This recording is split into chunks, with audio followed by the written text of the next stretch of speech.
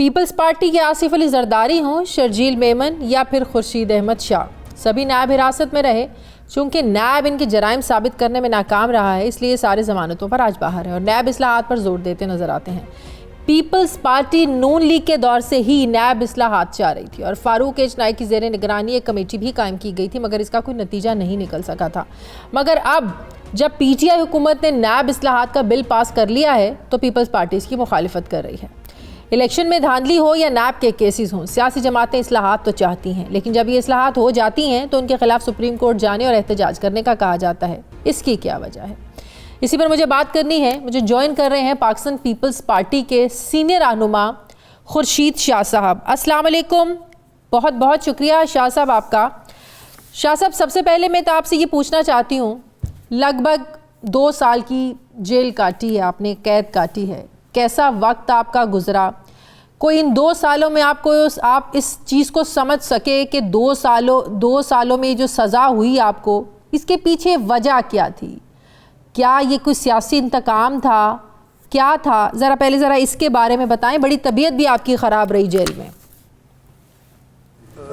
2 سال کے عرصے میں جیل میں وجہ تو بڑی آسان ہے، کیونکہ میں پیپلز پارٹی کا ایک پولیٹیکل ورکر ہوں اور بائی برتھ ورکر ہوں، اور ایک عزت کمائی ہے پارلیمنٹ کے اندر بھی، پارلیمنٹ کے باہر بھی، اور جتنے پارلیمنٹیرین ہیں، چاہے گورنمنٹ کے چاہے اپوزیشن کے، ان کے ساتھ اچھے روابط رہے، اور کوشش یہی رہی کہ پارلیمنٹ انٹیکٹ رہے، ڈیموکریسی پارلیمنٹ کی موجودگی میں قائم رہے، اور پارلیمنٹ کو اتنا پاورفل بنایا جائے کہ ہمارے ادارے اور پاورفل ہو جائے، طاقتور ہو جائے، اور ان کے اوپر پارلیمنٹ کی یہ چھتری قائم رہے اور ملک پارلیمنٹری کنٹری کہلائے اور ڈیموکریٹک کنٹری کہلوائے۔ تو یہ کوششیں میری ہمیشہ رہی ہیں، اور کافی جگہوں پہ آپ نے دیکھا کہ 2014 میں عمران نے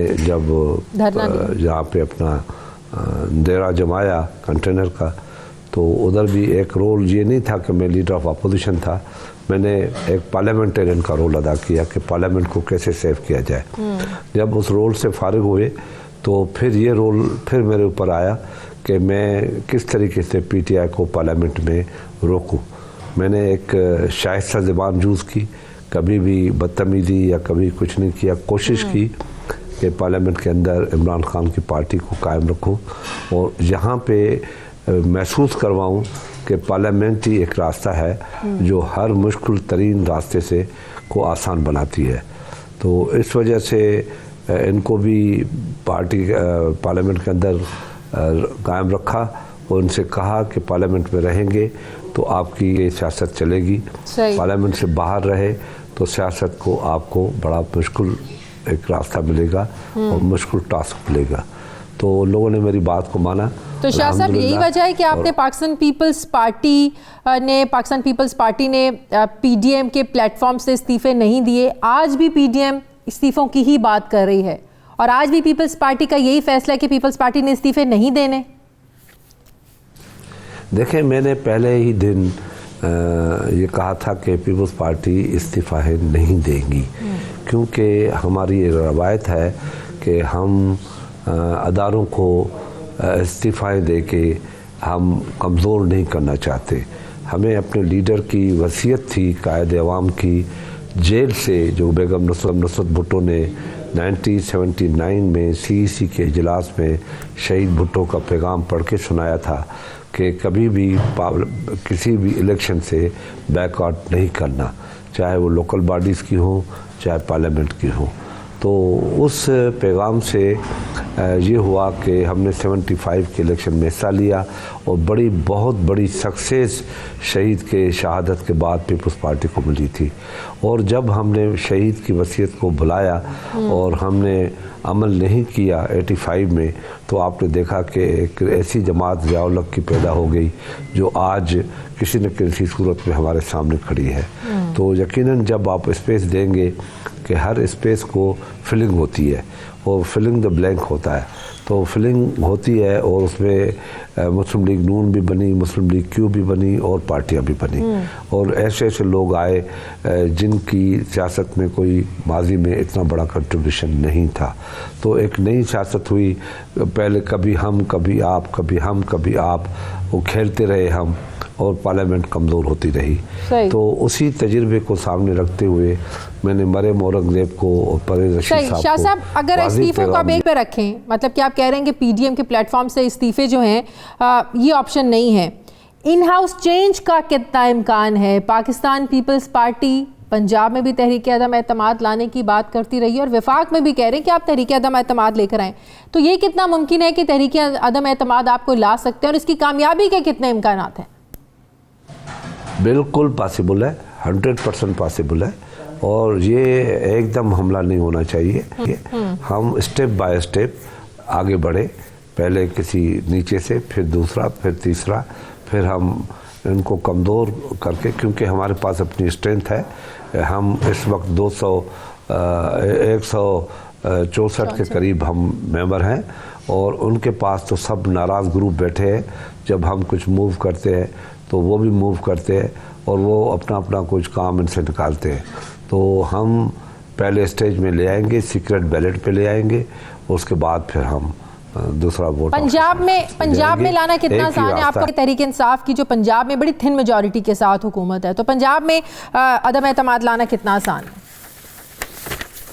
ہر جگہ پہ آسان ہے، مگر ہم پہلے سیکرٹ بیلٹ پہ جائیں گے، بالکل سیکرٹ بیلٹ پہ جائیں گے، تو واضح ہو جائے. جو نفرت ممبر کے ذہن میں ہے، جو اس حکومت نے ان کو الیکشن لڑنے کے قابل نہیں چھوڑا ہے، وہ ممبر تیار بیٹھے ہیں کہ ہم کس طریقے سے ادھر سے جان چھوڑائیں. ایک سیکنڈلی سب سے بڑا ہارڈ ایشو جو اس وقت حکومت چلا رہی ہے، ایکسپلائٹیشن کر رہی ہے، اور اس کا فائدہ لینا چاہتی ہے، اور یہ لوگوں کو دکھانا چاہتی ہے، لوگوں کی مجبوری کا فائدہ لینا چاہتی ہے، اور اپنے آپ کو چیمپئن سمجھنا چاہتی ہے، کیونکہ پاکستان میں تو ان کی حیثیت ختم ہو چکی ہے.